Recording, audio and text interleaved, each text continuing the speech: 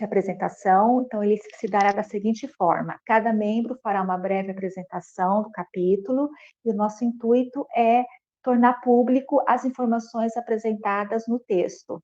Portanto, a primeira parte do capítulo, em que a informação se dá sobre a estrutura do Instituto Federal, ficou a meu cargo. Em seguida, a professora Andréia falará, sobre o campus Itaquaquecetuba. Os pressupostos políticos e pedagógicos do campus ficarão a cargo da Paula. Quanto aos cursos que oferecemos e as políticas e ações de nosso campus, a professora Michele falará a respeito disso, e, por fim, a Valtir falará sobre as ações dos próximos anos. O nosso teto da reunião está previsto até 8h50, estendendo ao máximo para as 9 horas, visto que após esse horário todas nós temos atividades alocadas. Bom, dando início, após a apresentação do nosso texto, né, nós iremos abrir para sugestões. Então, dando início à apresentação do capítulo sobre a história do campus, eu precisaria do terceiro slide. Alguém poderia? Isso, obrigada.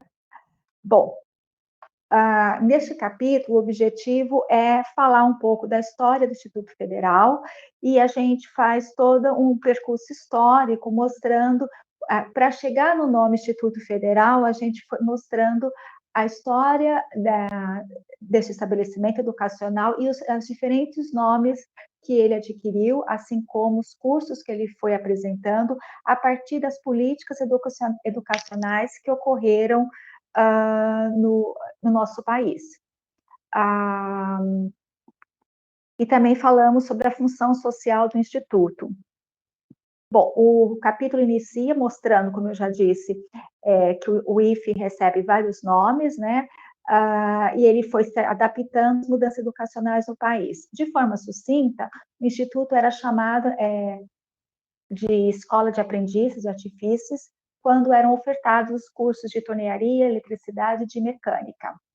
Posteriormente, ele passou a ser chamado de Liceu Industrial de São Paulo, e com a criação do Departamento Nacional da Educação,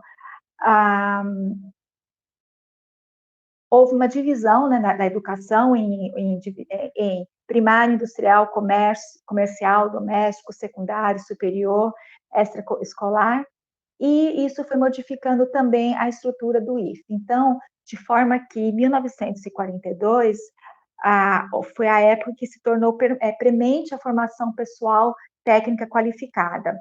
E, diante disso, a organização da rede federal se organiza, né, e ela surge já com outro nome, como Escola Técnica de São Paulo.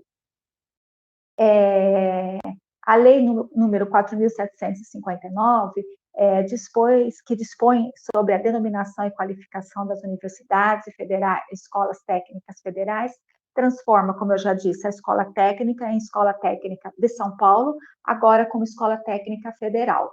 E aí os cursos técnicos vão de eletrotécnica, eletrônica, telecomunicações e processamento de dados. E isso foi sendo implantado no período de 65 a 78. Já na LDB de 71, foi possível a formação de cursos técnicos através de cursos integrados ao ensino médio.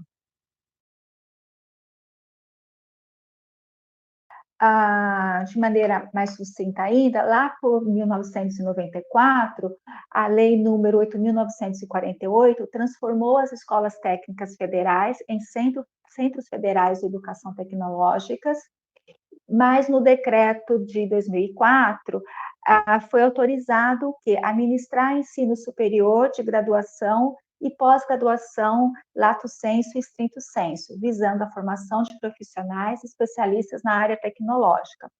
E no ano de 2008, com a lei número 11.892, passam a ser criados institutos federais de educação, ciência e tecnologia.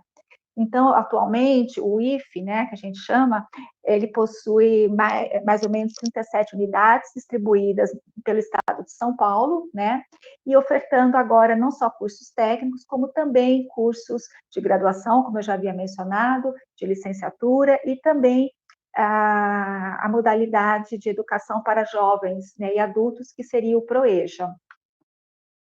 Falando um pouquinho sobre a função social do IFE, ele tem como objetivo explicitar o modo como o saber se relaciona com o processo de trabalho e, e propiciar a compreensão dos fundamentos científicos, tecnológicos e sócio-históricos da atividade produtiva, para promover, assim, o desenvolvimento intelectual e apreensão de elementos culturais que configuram a vida cidadã e econômica, a vida cidadã do estudante. Nesse sentido, a responsabilidade do IFE é levar o estudante ao pleno desenvolvimento, não só no que se refere ao âmbito profissional, né, o conhecimento técnico, mas também propiciar uma formação geral e universal que faça com que o aluno possa refletir, né, sobre o seu trabalho, o seu papel na sociedade, e também refletir sobre o mundo e as tecnologias.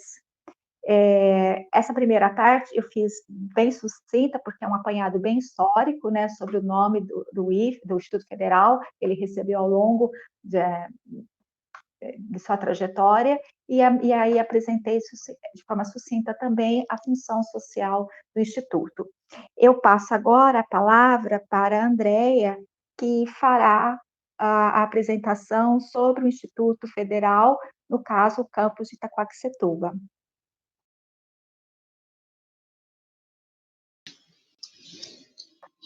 Bom dia a todos. Michele, você pode passar o slide? Bom, nesse tópico que fala sobre o campus, para a gente falar sobre o campus de Itaquaquecetuba, precisamos falar sobre o município em que ele está implantado, né? Por isso que existem aí no nosso documento os tópicos História e Caracterização do município, tá? No tópico de História, existe um breve relato sobre o surgimento do município, que vai desde a fundação das vilas jesuítas pelo padre José de Anchieta, lá no século XVI, até a sua emancipação do município de Mogi das Cruzes, que aconteceu em 1953. Eu até fiquei surpresa, né, que quando nos estudos, né, quando eu li no documento, que... Um minutinho só. Vou permitir a entrada. Eu fiquei surpresa quando vi que a emancipação do município foi em 1953, né? Vamos dizer assim, relativamente novo. E além, né, dessa história, na caracterização do município, ali existem dados como área territorial, a população, o índice de desenvolvimento humano, os dados educacionais do município, e lá consta também uma pesquisa dos cursos que são oferecidos em outras instituições do município e nos municípios vizinhos. Então, ali apresenta-se o que é oferecido de cursos para a comunidade, né? Então, assim, justificando ainda mais a necessidade de termos um Instituto Federal dentro de Itaquaquecetuba e esses cursos que nós oferecemos à comunidade, né? Aí, depois de falar sobre o município, caracterizar o município, nós contamos a história do campus. Essa história consiste num relato sobre a sua implementação, que vai desde as audiências públicas, junto à comunidade, para definir quais seriam os cursos oferecidos pela instituição, conta a história, né? Passa pelo período que o Instituto esteve provisoriamente instalado na Escola Estadual Zilda, e, por fim, até a instalação definitiva no prédio que hoje funciona no campus. Ainda nesse tópico, são descritas como é a infraestrutura desse prédio, as instalações acadêmicas, assim como a quantidade de servidores, tanto docentes como técnicos, e como esses servidores eles são organizados numa estrutura que nós chamamos de organograma. Então, de uma maneira sucinta, porque nós colocamos isso no documento, quem tiver vontade para poder ler. Então, essas informações nós achamos importante trazer no PPC, porque conta um pouco da história da cidade, um pouco da história do campus, e o PPC, o Projeto Político Pedagógico, ele tem essa cara de mostrar a comunidade, como que é a comunidade escolar do campus de Itaquaquecetuba. Então, não tinha como a gente trabalhar um documento sem falar como é a história do município e como esse campus foi implantado. Então, agora eu passo a palavra para a Paula, que ela vai falar dos pressupostos educacionais.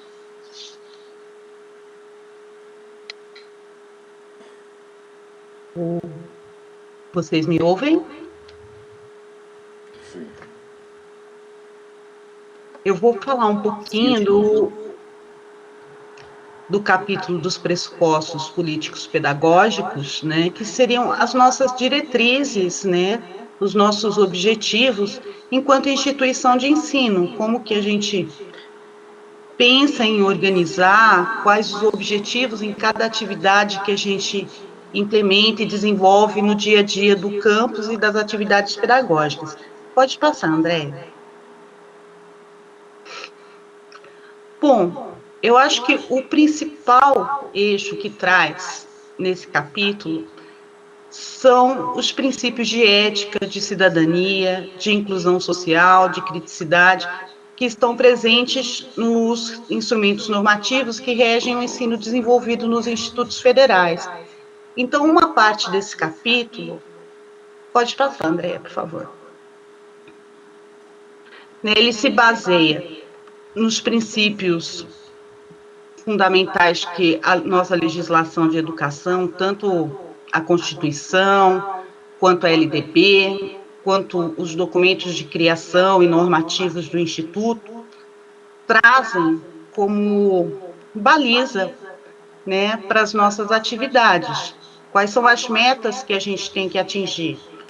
Então, o primeiro tópico que eu considerei muito importante, né, eles cita a LDB falando do ensino médio, mas eu acho que é uma busca de todos os níveis de ensino, que é o aprimoramento do educando como pessoa humana, incluindo a sua formação ética e o desenvolvimento da autonomia intelectual e do pensamento crítico, né?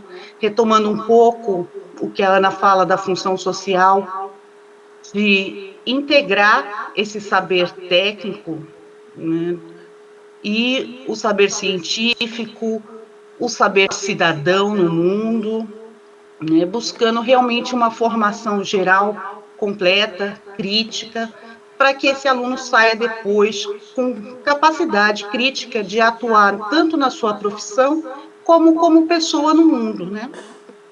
Aí nós temos a questão da igualdade de condições para o acesso e permanência na escola. Nós temos como princípio do Instituto várias políticas, né, que são implementadas no dia a dia, desde programa PNAE, os núcleos, né, as formas de acesso dos cidadãos.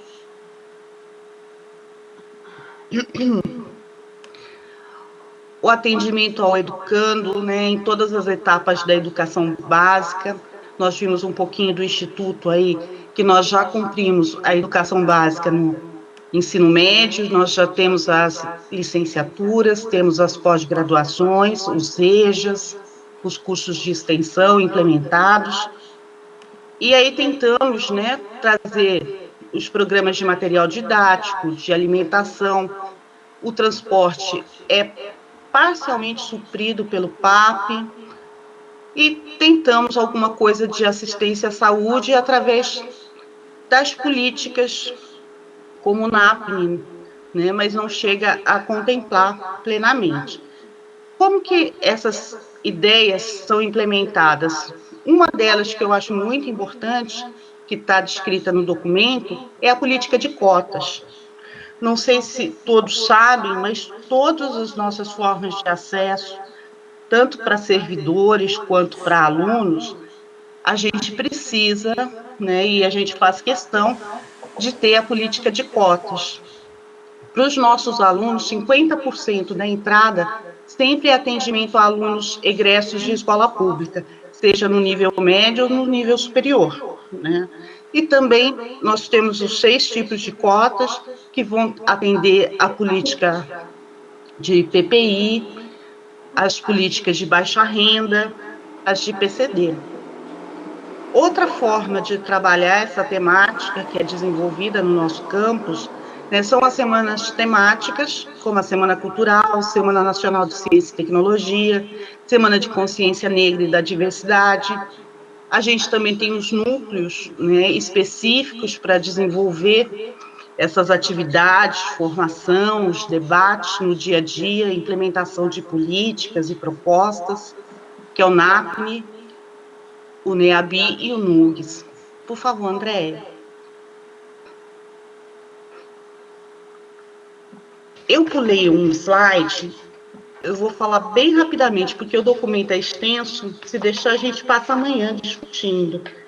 Mas, antes da gestão democrática, é importante falar que o Instituto também ele se pauta pela temática dos direitos humanos, né? É um eixo fundamental da nossa política pedagógica, e ela tem um pressuposto importante que é a educação em direitos humanos, né, para a formação dos nossos alunos para a vida, para a convivência, né, no exercício cotidiano dos direitos humanos, seja na sua forma de vida individual, organização social, política, econômica, cultural, né, e levar a reflexão de todos os níveis, desde o dia a dia do campus até os regionais, nacionais e planetários, né.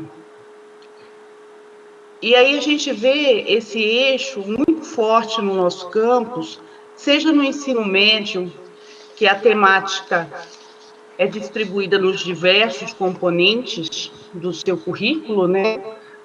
Ou na licenciatura, que tem disciplinas específicas, como educação em direitos humanos e outras que tratam de forma transversal, né, esses temas. E qual que é o objetivo disso, né? Sempre é o combate ao preconceito, né? E produzir esses conhecimentos que estão no currículo de forma interdisciplinar, que consolidem uma formação cidadã, né? E principalmente a gente trabalha bastante no campus a questão de ter o tema do estudo da história e da cultura afro-brasileira, da formação étnica do nosso povo, atravessando aí várias atividades de disciplinas, né, de forma interdisciplinar, intercurso, e eu acho muito interessante isso, porque se vocês olharem o perfil dos nossos alunos, mais de 60% são de origem afro-brasileira. Então, essa temática e esse trabalho é fundamental. Bom, vou passar um pouquinho para frente, senão a gente não cumpre, né? Um outro pressuposto do nosso trabalho político-pedagógico é a gestão democrática. Isso acontece tanto de forma prática nas nossas rotinas, né? Diversos processos e a forma como é organizado o Instituto procuram essa gestão democrática, desde a entrada da nossa comunidade, seja na seleção de professores, via concursos públicos, os processos seletivos, contratos, né, de forma transparente, e a admissão de estudantes também, com a abertura de inscrições, os processos seletivos e vestibulares, também a nomeação de cargos, que podem ocorrer por eleição, concurso, nomeação. E nós temos o outro lado, que é importante, junto com os gestores, dos conselhos consultivos e deliberativos, tem participação dos representantes da comunidade, pais, responsáveis, estudantes, já esqueci de colocar aqui também membros da comunidade externa. Citei os mais importantes, né, que é o CONCAM, dentro do campus, e aí nós temos os da reitorias, que também cabem a representação de todas as unidades nesses segmentos, que é o CONSUP, o CONEXO, o CONIP, temos os colegiados de curso, as comissões e as entidades estudantis. Então, é uma gestão do dia a dia bastante ampla, né, e com várias formas que as pessoas possam ser ouvidas e participar. Por favor, Andréia. Volta 1.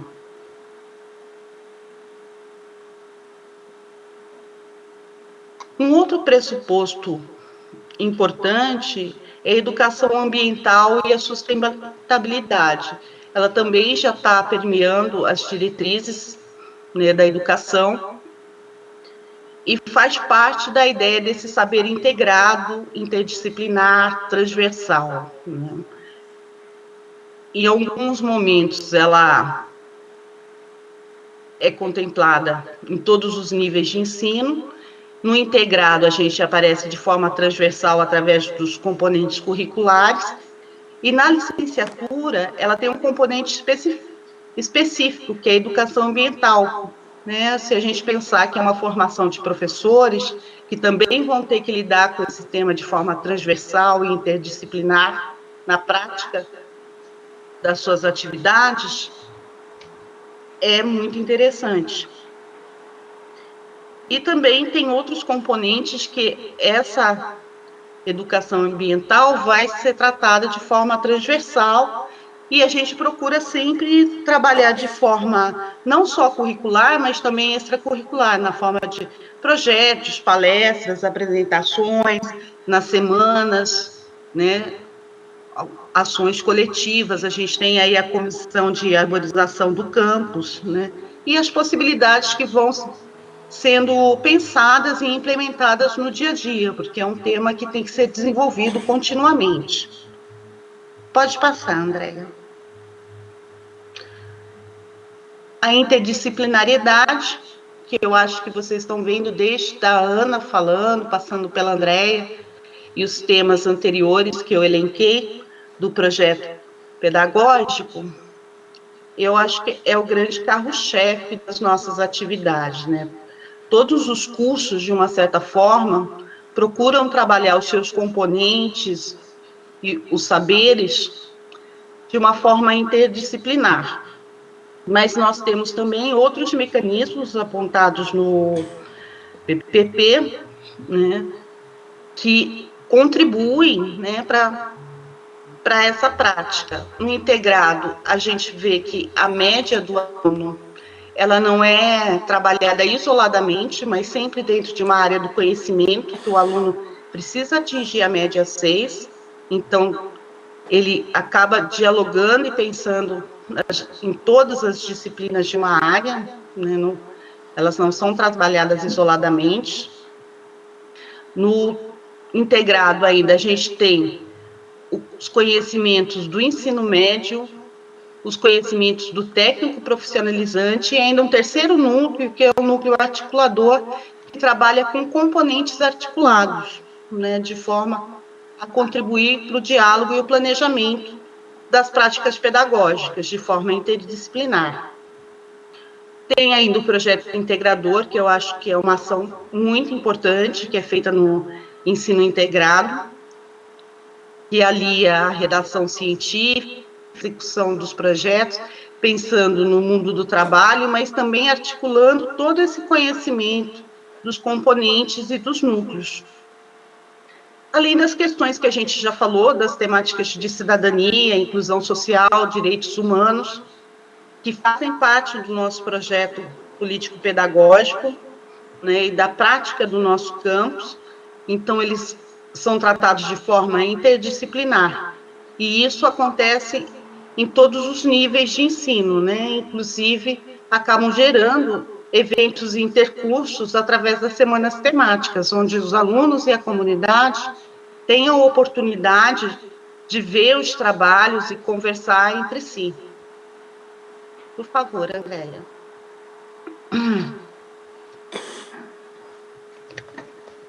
E aí, o que a gente tem como direcionamento? Quando a gente pensa em Instituto Federal e ensino tecnológico, né, muitas vezes as pessoas pensam só na questão fabril, na questão mais de formar tecnicamente um aluno.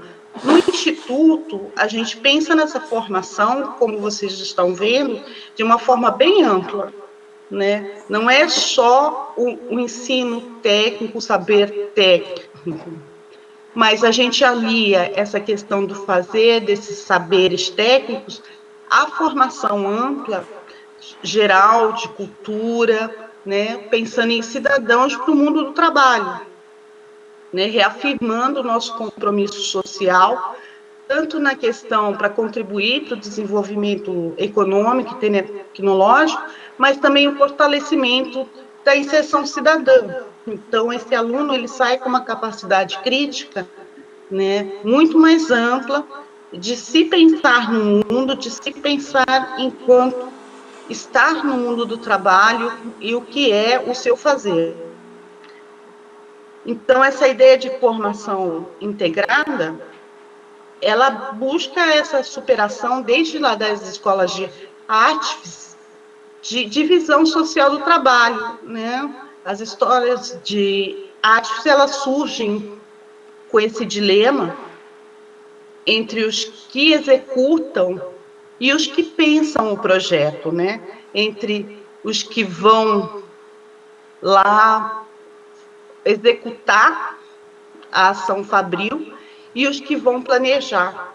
A nossa ideia é formar um profissional além, que incorpore tanto esse fazer, esse pensar, mas também valores éticos, políticos, que consiga se pensar o seu conteúdo histórico, científico da praxis humana, né, integrando toda essa dimensão de trabalho, a ciência, a cultura e a pesquisa. Ana, Andréia, tem mais um? Tá. E aí a gente volta, finaliza o documento, né, pensando que esse projeto político e pedagógico, ele tem uma complexidade, porque o IFE, ele tem desde a educação básica, a profissional, tecnológica e a educação superior. Então, teoricamente, seriam públicos distintos, com faixas etárias e perfis distintos. Então, é uma complexidade integrar tudo isso. Aqui no campus, nós temos os 2 cursos do ensino médio, do curso Mecânica Integrado ao ensino médio, o curso de Mecânica concomitante subsequente e o curso de licenciatura. Pode passar. Então, como que são pensadas os processos de ensino e aprendizagem e metodologias de ensino, né? Lembrando que são esses cursos, né, de níveis e perfis diferentes. O que a gente percebe, que traz o documento para a gente, é que as atividades pedagógicas, elas sempre são organizadas em torno de áreas de conhecimento e projetos interdisciplinares, utilizando diversas técnicas, desde das mais tradicionais, conceituais, como aulas expositivas, até as mais interacionais e procedimentais. Então, exige, né, mesmo com a autonomia do nosso professor, uma criatividade e um planejamento muito amplo. A integração dos componentes curriculares, né, uma integração que pode aparecer na forma de projetos, temas transversais ou avaliações unificadas. E como que a gente trabalha isso dentro do campus? Para os 2 cursos, nós temos a etapa de planejamento, e aí a gente tem o PJI no ensino médio. No caso do integrado, são os 3 anos, que são já planejados num eixo de complexidade e desenvolvimento do 1º ao 3º ano. E, para a licenciatura, nós temos o TCC, que a ideia é fazer depois uma monografia que extrapole os componentes curriculares, né? E traga esses princípios que foram desenvolvidos ao longo do curso. Andréia, por favor. Ainda, o que a gente tem no ensino? O pressuposto de uma avaliação da aprendizagem e recuperação sempre de forma contínua e globalizada da competência dos conhecimentos específicos em cada área de saber. Essas avaliações, elas ocorrem através de atividades de classe e extraclasse e procedimentos de recuperação contínua e paralela. O que existe ainda que eu acho interessante trazer, né? Que nós temos também os alunos com deficiência ou em processo de inclusão, que eles têm o apoio do NAPNE para os planos individualizados de desempenho e avaliação de aprendizagem, né, que é montado especificamente para esse aluno, às vezes com acompanhamento da família e da sua equipe multidisciplinar. Então, nós temos várias formas de não ficar só naquilo, o aluno tira nota baixa e faz uma recuperação simples. Há todo um trabalho desenvolvido pensando nessa questão do ensino-aprendizagem, sempre de forma contínua, com acompanhamento do aluno. Eu acho que acabou. Bom, gente, eu trouxe rapidamente, porque é um capítulo que daria para a gente passar a manhã inteira aqui conversando sobre ele. Obrigada. Olá, bom dia a todos. Eu vou falar um pouquinho do capítulo 5, né, que é os cursos que oferecemos, e que já foi muita coisa dita aí também pela Ana e pela Paula, né. Então, os cursos que oferecemos, né, os nossos cursos, ele é baseado aí na Lei 11.892, de 20 de dezembro de 2008, e aí relata toda essa importância, né, que foi o que a Paula e a Ana falaram, né, a questão da função social do Instituto, né, que não é só promover o conhecimento técnico, mas que o aluno ele saiba ter uma formação crítica, né. Então, o campus de Itacoaticetuba, ele vai fundamentar seu projeto pedagógico, né, na articulação dos saberes que possam dar aos docentes, né, oportunidade de desenvolver as habilidades necessárias para aquilo que ele precisa na parte técnica, né, no conhecimento técnico, mas tudo também que é necessário, né, para essa formação cultural, crítica e reflexiva, né, que ele possa desenvolver aí de forma ética, né, a sua profissão. Então, é tudo isso muito que a Paula e a Ana colocaram, que relata, né, em capítulos anteriores. Então, aí, os conhecimentos tecnológicos, históricos e culturais, né, cujo objetivo é de propiciar o desenvolvimento reflexivo e crítico dos discentes, né. E aí é aquela questão, seja importante, que o aluno ele saiba ser crítico, né, para que ele possa transformar, ele possa intervir, né, no seu meio, né, no meio que ele está inserido. E aí, através toda dessa questão da preservação do meio ambiente, do respeito da diversidade sociocultural, né, e todos esses valores, né, que foi ressaltado anteriormente pela Paula, que tudo isso esteja envolvido nos cursos que oferecemos. Então, um curso que nós oferecemos, né, é o curso técnico em mecânica, que ele está integrado ao ensino médio. Então, quem pode fazer esse curso? O aluno que já tenha concluído o ensino fundamental. Então, o aluno ele vai fazer o curso técnico, né, integrado ao ensino médio, que tem duração de 3 anos, e é através de processo seletivo, né, de um edital específico aí, publicado pelo IFE, né, no endereço eletrônico. São disponibilizadas 80 vagas por ano, e aí respeitando toda aquela política, né, de cotas que a Paula também falou, da questão de que 50% seja para alunos que venham de escola pública, né, e aí respeitando também todas aquelas 8 políticas de cota, que a Paula também falou, né, e aí o edital, ele respeita isso.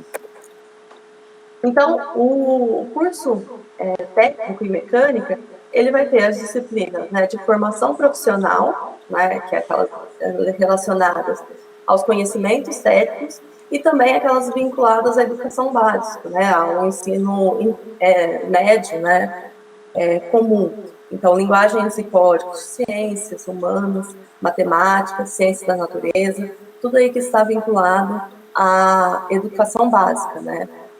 E aí o currículo também, ele vai apresentar toda essa parte diversificada, né, e também tem a questão de cursos, né, componentes curriculares que o aluno pode fazer de forma optativa, que é o espanhol e a Libras, né. Também no curso técnico integrado em mecânica, é possível, né, que o aluno ele desenvolva um estágio, né, então seria um estágio não obrigatório, que ele desenvolveria ao longo aí do ensino médio. E aí ele poderia computabilizar essas horas na sua formação também.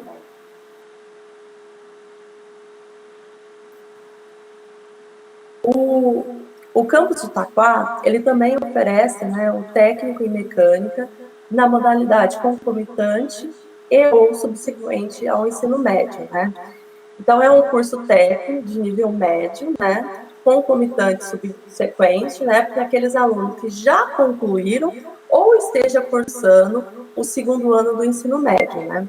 O curso ele é dividido em 4 módulos, né, e ele permite a evolução lógica no desenvolvimento dos conhecimentos técnicos, né, a serem trabalhados.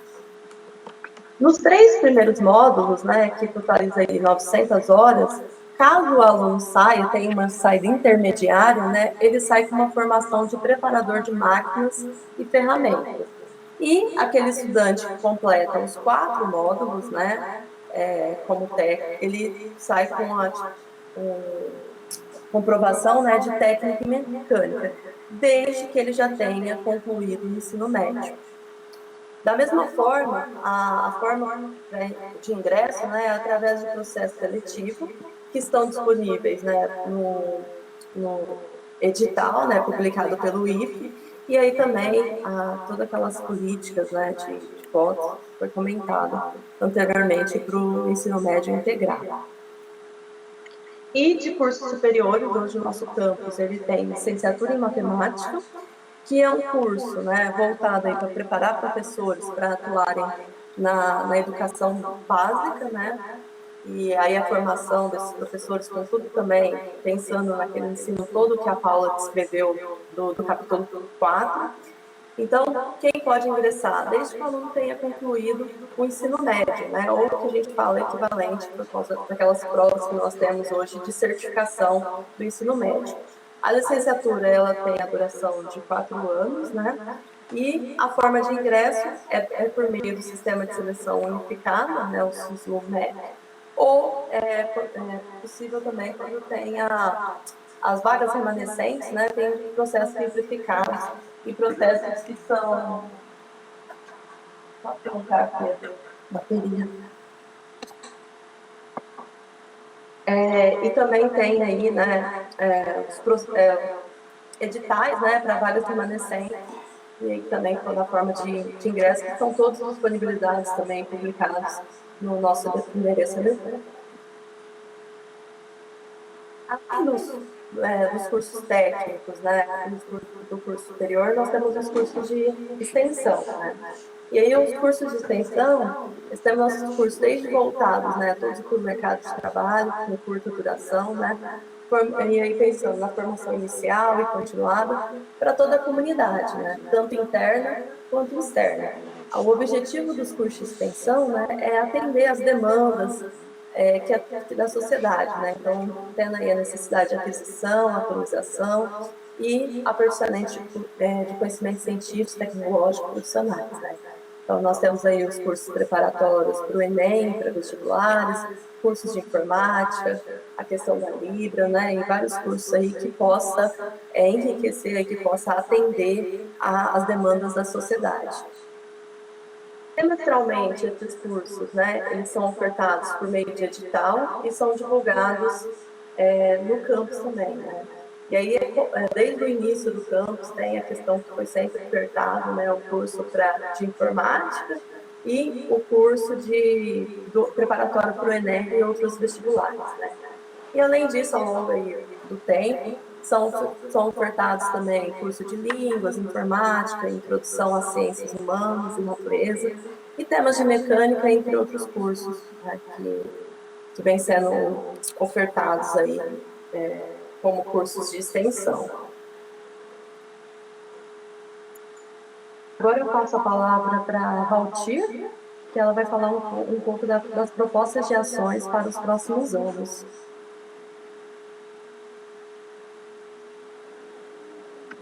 Tá ligando aqui. Bom dia, pessoal. Todos me ouvem? Estamos, Valtir. Eu vou falar sobre as propostas de ações para os próximos anos. Capítulo 7. Pode passar, Nega? Pode passar o próximo slide, por favor?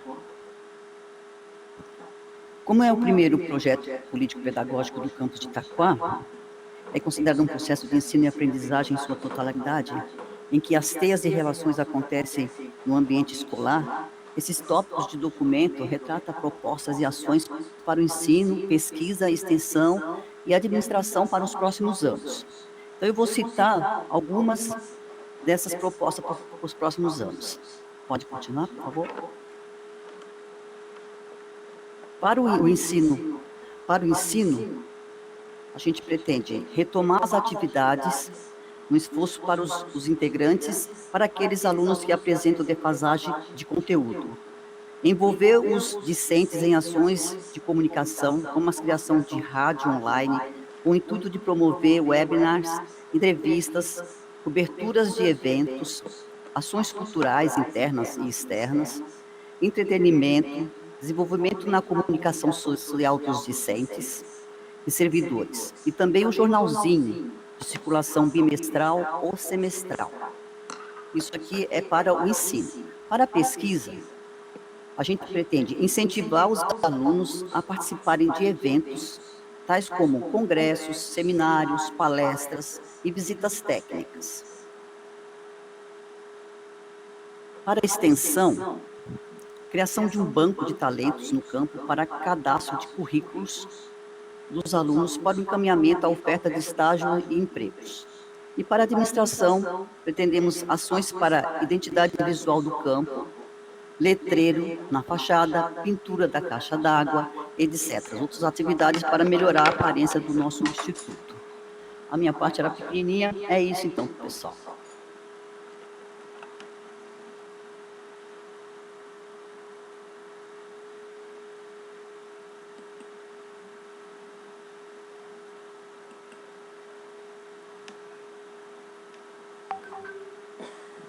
Bom, pessoal, então, finalizando a estrutura da apresentação, que era a apresentação das informações do documento, a gente abre agora, como foi sugerido pelo CONCAN, se há algum tipo de sugestão que vocês gostariam de fazer em relação ao documento, para que nós possamos pensar nessas sugestões futuras em um outro momento do campus. Alguém gostaria de... Eu não tenho acesso ao chat, então se alguém... Não sei se alguém escreveu. Oi, Ana, eu estou acompanhando aqui. O Lauriberto se inscreveu para falar. Pode falar, Lauriberto. Bom dia a todos, espero que estejam me ouvindo. Eu, na verdade, professora Ana Paula, não é sugestão não, eu queria deixar claro algumas impressões aí. Primeiro, agradecer muito aí a professora Ana Paula Faria, a professora Andréa Fidelis de Souza, a professora Paula Ferrari, a professora Michele Crescencio Miranda e a professora Valtir Pereira dos Santos, por essa apresentação. Primeiro, eu, como membro do CONCAN, eu queria explicitar a minha percepção de que esse instrumento de gestão da unidade que vocês hoje trazem aqui para nós é de extrema importância, porque ele, num determinado documento, estão sistematizadas os nossos pressupostos, como que a rede federal funciona, por que foi implantado Itaquaquecetuba, por que a gente não tem um curso de química ou de informática e tem esse, por que não tem um ou outro, e quais as ações que a gente está projetando. Acho que esse instrumento de capacitação, não só para essa comissão,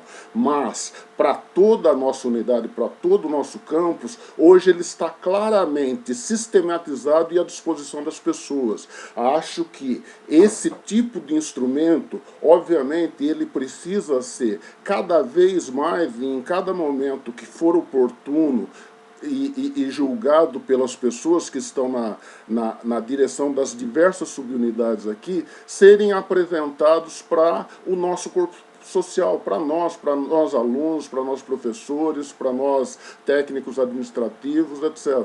Quando o MEC faz uma visita a qualquer unidade, ele quer saber se a gente tem conhecimento, por exemplo, desse tipo de instrumento. Quando eventualmente tiver um ENAD, vai ser consultado se os professores, se os alunos, etc., têm noção disso daí. Essa peça, para mim, de extrema importância, e que agora vocês incorporam ao acervo cultural do campus e nos apresentam com essa clareza, é de extrema importância para a nossa capacitação pessoal e para a capacitação do campus como um todo. Eu gostaria, sinceramente, de expressar a minha sincera homenagem e gratidão aí às pessoas que se dedicaram a fazer com todo esse carinho uma apresentação e sistematizar alguma coisa que eu tenho clareza, que é agora e deve ser a partir de agora um instrumento de gestão, porque os nossos pressupostos estão colocados aí. Quem não souber tem a oportunidade de saber. Quem não quiser saber tem a obrigação de tomar conhecimento disso daqui. E os gestores também têm a obrigação de fazer com que isso daí seja cada vez mais apresentado para todos nós. Ele se mostrou uma peça dinâmica, algumas ações que a professora Walter acabou de colocar no final, elas já vêm ocorrendo e estão ocorrendo e vão para frente, mas é exatamente isso, é o que a gente percebe deste instrumento. E hoje, nesse momento, essa comissão aí, com a sua dedicação, consegue explicitar isso para o campus. Na minha visão, isso não é mais um documento. É um dos documentos fundamentais desde os princípios norteadores do nosso instituto e da rede federal, de uma certa forma, e hoje ele está incorporado ao nosso acervo cultural. Eu gostaria de homenageá-las, parabenizá-las, a vocês que fazem essa apresentação, às pessoas que, ao longo desse processo, ajudaram a construir esse documento, etc., e de nos brindar com essa maravilhosa conclusão. É nessa linha que eu queria sucintamente expressar meu agradecimento e minha homenagem a todas vocês. Muito obrigado. Obrigada, professor Lauriberto, pelas palavras, pelo reconhecimento do nosso trabalho. A gente fica muito feliz, né, por ter atendido a demanda do campus no que se refere à elaboração deste documento. Mais alguém gostaria de falar ou apresentar alguma sugestão? Existe algum inscrito? Ana, o Arthur está inscrito. Tudo bem, pode falar, Arthur. Bom dia, pessoal. A minha fala vai mais no sentido de reiterar a fala aí do professor Lauriberto, de agradecer aí o esforço de vocês em atender a essa solicitação do CONCAN. A gente sabe que foi um pedido bem para cima da hora, né, em decorrência da necessidade aí de aprovação dos documentos, mas acredito que vocês conseguiram atender muito bem aí ao que foi solicitado. E, mais uma vez, agradeço o esforço aí de todos pela apresentação de hoje, tá? E parabéns. Obrigada, Arthur, pelas palavras também. Tá bom. Pode falar, Iberê. Bom dia a todos. Primeiramente, parabéns. Gostei muito da estrutura e do conteúdo do PPP. Eu, sinceramente, eu aguardava com ansiosidade, né, com ansiedade esse documento. Muito bom, atende plenamente às expectativas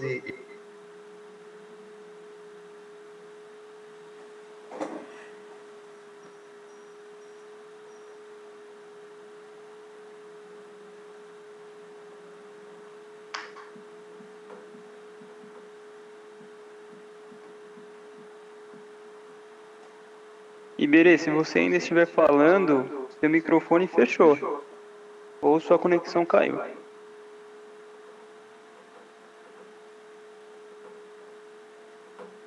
a coisa aqui está instável. Eu estava colocando aqui que eu tenho somente uma questão, né? Tem um item aí que vocês citaram, de planos futuros, né? Não sei se é exatamente o nome, e me ocorreu que no campus existe uma comissão que está trabalhando na questão de estruturação do curso de engenharia no campus, né? Então, não sei se seria o caso de citar essa discussão que está tendo, né, dentro do campus, para a criação aí do curso de engenharia futuramente.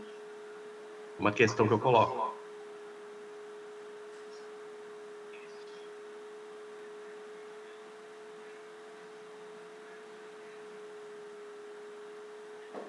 Vocês me ouviram?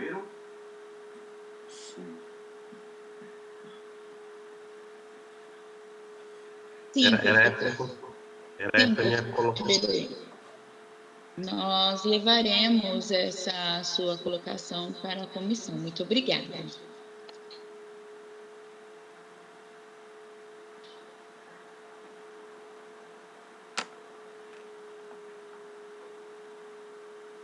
Adriana, pode abrir. Vocês me ouvem?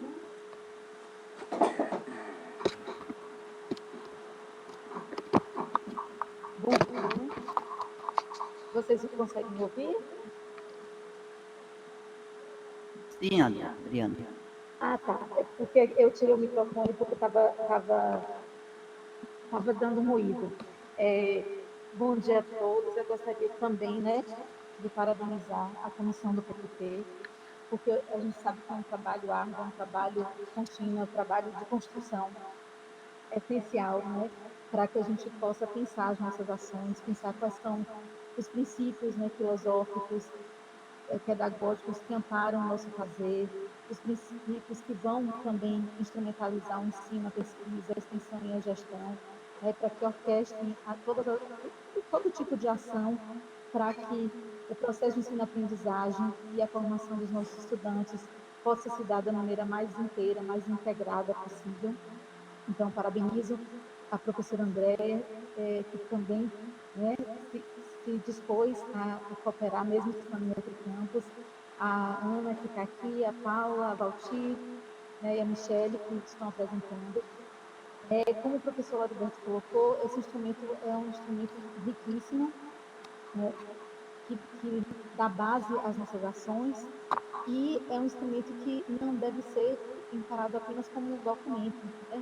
Um documento burocrático, que é óbvio que todos nós sabemos, mas para que isso não caia num documento, né, tecnocrático de gaveta, a gente precisa, como o Alberto colocou, não somente estar sempre aplicando esse documento em vários núcleos, em várias assembleias, né, da comunidade acadêmica, mas que a gente também possa colher sugestões ao longo desses anos, para que em 2025, né, quando for o período da revisão, a gente tenha uma maior maturidade, inclusive para analisar esse documento, porque é um documento vivo, apesar de que a gente não pode ficar alterando, porque, claro, que é um documento base para o funcionamento de toda instituição, né? Mas é um documento que a gente deve, principalmente a partir de um dos princípios que vocês colocaram, que é a criticidade, estar sempre, né, historicamente, nos perguntando e nos questionando em relação aos princípios, às ações, para ver tudo que a gente pode sempre melhorar, né? Então, eu espero que esse documento seja vivo e vivido, né, dentro do dia a dia, desde o planejamento de uma aula, certo?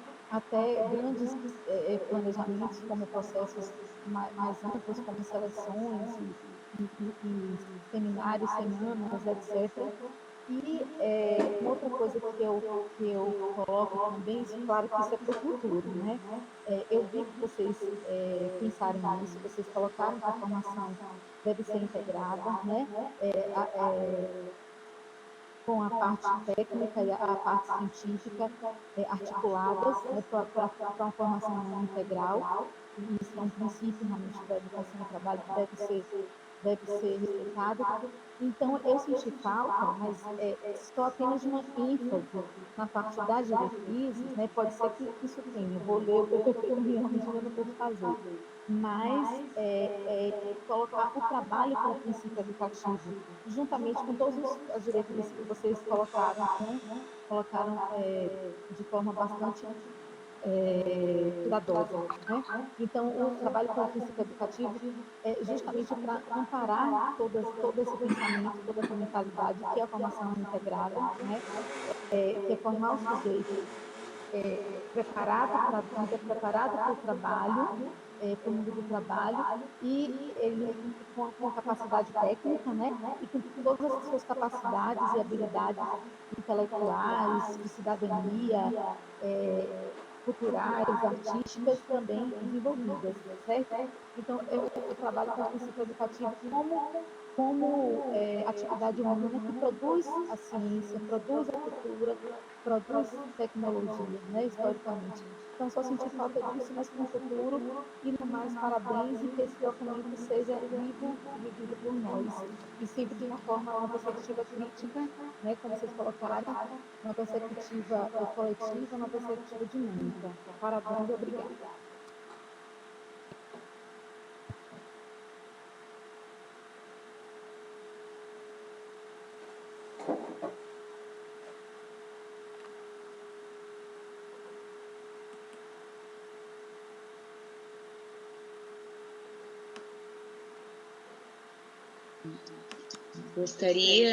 Gostaríamos de agradecer a presença de todos, lembrando que o projeto político-pedagógico ele está sempre em construção, devido à demanda que nós recebemos. Alunos são diferentes, servidores são diferentes, então o campus é um campus novo. Então, temos muitos anos aí pela frente para construir um novo documento. E muito obrigada a todos pela presença, de estarem aqui participando dessa nossa apresentação. E agora eu falo como Andréia, estou com saudade de vocês, sucesso para vocês aí no campus. Estou aqui em Votuporanga, mas tiver semanas temáticas, podem me chamar que eu vou aí ver vocês. Então, Tá, tudo bem, Adriana, a gente coloca aqui para incluir no site, tudo bem. Agradeço a presença de vocês e nós vamos encerrar a nossa apresentação.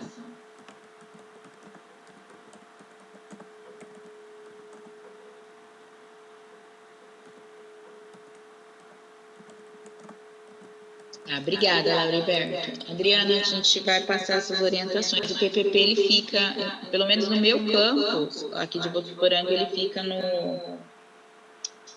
bem no site, com destaque mesmo. Obrigada. Obrigada, Lauriberto. A partir do momento que ele foi aprovado pelo Conselho de Campus, ele passa a ser uma resolução do Conselho de Campus.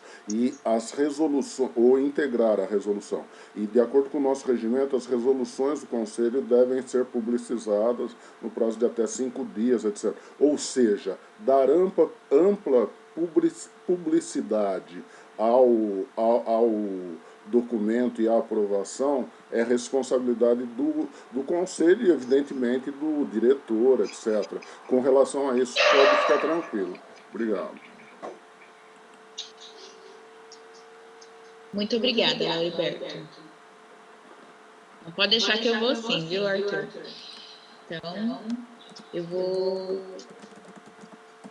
Lauriberto escrevendo.